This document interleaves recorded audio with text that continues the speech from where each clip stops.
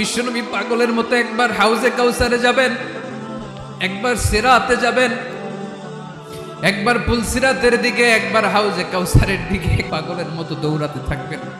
তার কোন গুনাহগার উম্মত যাতে জাহান্নামে ঢুকে না যায়, সেদিন কেউ সুপারিশ করতে পারবে না বিশ্বনবী ছাড়া।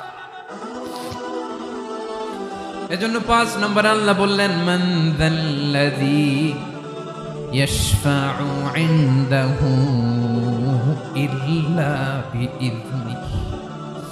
কার সাহস আছে, কার এত বড় বুকের পাটা কিয়ামতের কঠিন দিন আল্লাহর সামনে দাঁড়িয়ে সুপারিশ করবে?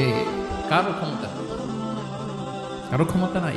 বিশ্বনবী সেদিন সেজদায় পড়ে উম্মতের জন্য কাঁদবেন, সবাই কাঁদবে, নফসি নফসি, আল্লাহ আমারে বাঁচাও, আল্লাহ আমারে বাঁচাও। বিশ্বনবী বলবেন, উম্মতি উম্মতি।